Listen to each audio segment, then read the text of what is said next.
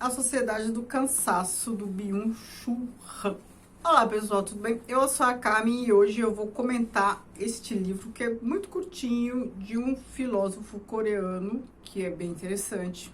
Antes, como sempre, vou pedir para você se inscrever neste canal, para curtir esse vídeo, comentar, veja as nossas opções para membros, conteúdo exclusivo para membros, sobretudo para interpretação de teoria literária. E esse conteúdo é voltado para teoria literária, para vocês aprenderem a interpretar melhor as obras que leem, enfim.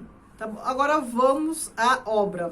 Este autor é aquele que escreveu Topologia da Violência, que eu li não faz muito tempo, e disse que tinha dificuldade de fazer o vídeo. Gostaria muito de fazer vídeo sobre ele, mas tinha dificuldade pela forma da escrita. Ele sentencia muitas coisas e não desenvolve muito bem. Então, assim, ele afirma, faz algumas afirmações, algumas proposições interessantes, só que não desenvolve muito bem, não dá exemplos e tal, e aí é difícil. Ele é muito erudito, aí ele cita muitos autores e tal, sentencia, não desenvolve, não dá exemplo, e a gente acha legal, mas fica com dificuldade de falar a respeito. Isso acontece aqui em Sociedade do Cansaço? Acontece.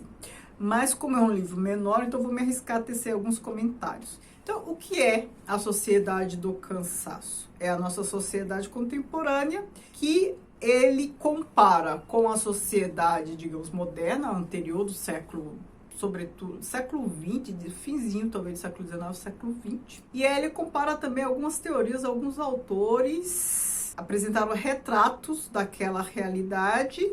E por meio desses autores e pela realidade passada, ele compara com a atual e nos faz perceber que a gente está num outro momento bem diferente, em algum sentido até oposto, e se no passado o que era apresentado, apontado, já não era tão positivo assim, imagine hoje em dia o que ele apresenta.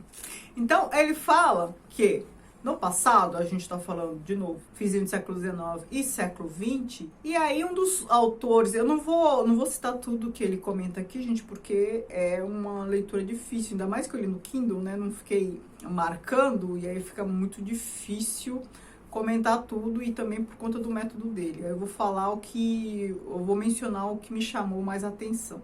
Ele compara a sociedade que discutiu Foucault, que é a sociedade da vigilância, né? As instituições vigilantes que fica vigiando e punindo o indivíduo. Aí ele fala de prisão e várias outras. O Foucault discute isso em Vigiar e Punir, né? Não só, mas lá principalmente. E aí ele fala que aquela sociedade era a sociedade do não, o não no sentido de negatividade, nega ao indivíduo, ao sujeito, a liberdade, nega um monte de coisa, né? Quando você vigia, você está negando, sobretudo, a liberdade, mas outras coisas vêm aí por tabela.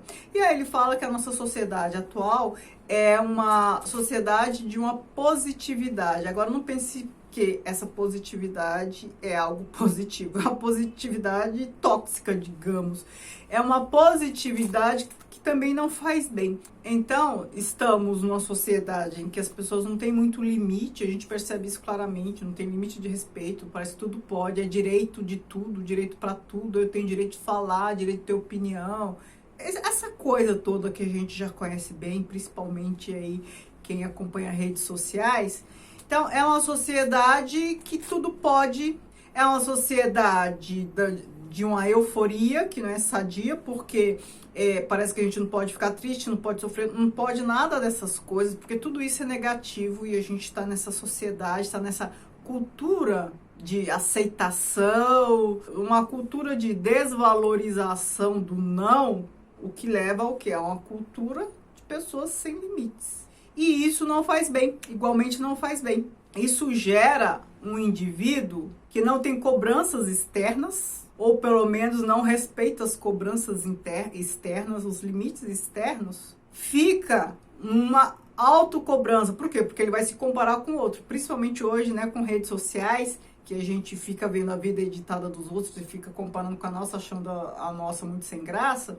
Então, a gente se compara com o outro e a gente se impinge um desempenho, uma performance uma vida maravilhosa, alcance de resultados que a gente acha que o outro tem.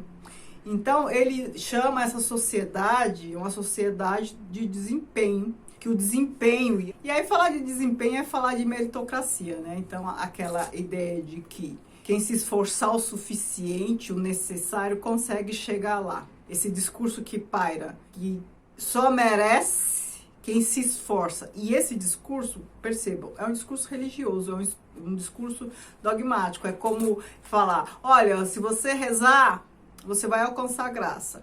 Você pode rezar, fazer penitência e tal. E se você não alcança, a culpa é sua, porque você não teve fé o suficiente. É o mesmo tipo de discurso, é a mesma lógica de discurso. Ora, você pode se esforçar, mas se você não conseguiu, é porque você não se esforçou o suficiente. Você não conseguiu, então você não merece. Não merece porque não se esforçou. E aí já tem essa cultura meritocrática e o indivíduo se autoimpinge um desempenho parecido com o do outro. E aí, ele fala que essa sociedade, ela não precisa de um censor externo, porque o sujeito, o indivíduo, se autoimpinge esse sofrimento. Ele se autoexplora, a exploração vem dele mesmo para alcançar um desempenho. E essa autoexploração não é tão bem percebida quanto uma exploração externa era percebida, principalmente no século XIX, né, pensando nos discursos do Marx. Não é percebida porque ela se camufla de liberdade, né? Porque o indivíduo está escolhendo, né? Não tem uma pressão externa. É claro que essa pressão interna, ela surge por conta de uma cultura que é externa para ser aceito socialmente, né? É a cultura da meritocracia.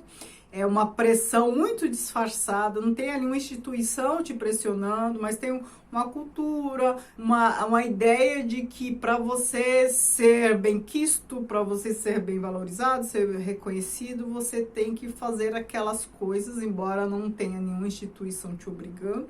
Você mesmo se obriga porque você quer se sentir pertencente.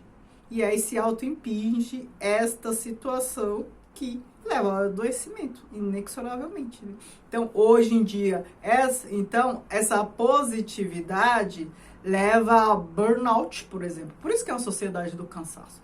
Burnout é uma das consequências, né? Para além disso, sabemos depressão, síndrome do pânico, essas doenças todas contemporâneas que a gente vê por aí. A dificuldade em lidar com frustração, né? A desvalorização do não, da imposição de limites, faz com que a gente crie sujeitos que não saibam lidar com frustração. Então, você não pode ouvir não, tudo pode, tudo é permitido, não pode ouvir não. Aí a criatura cresce se sentindo super potente, tudo pode, tudo tem direito. E na primeira dificuldade com a qual se depara, ela não sabe lidar, porque ela não sabe lidar com frustração. A gente vê aí muitos jovens tentando se matar ou se matando porque não foi bem na escola, porque passou por um aborrecimento, porque teve um resultado ruim na prova, porque não consegue lidar com mazelas, com coisas que não são positivas, é claro, mas que fazem parte da vida e a gente tem que aprender a lidar com isso. Então, não sabem lidar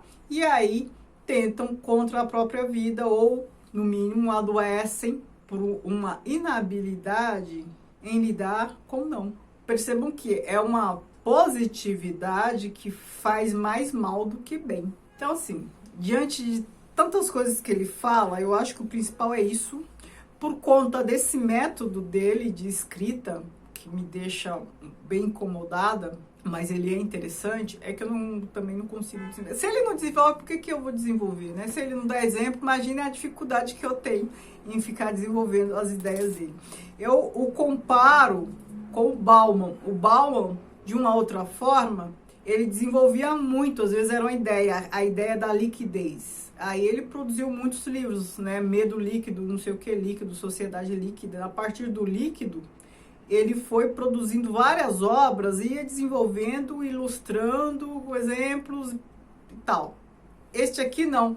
Ele faz uma obra muito enxuta, sem exemplo, com coisa interessante, mas a gente fica com essa...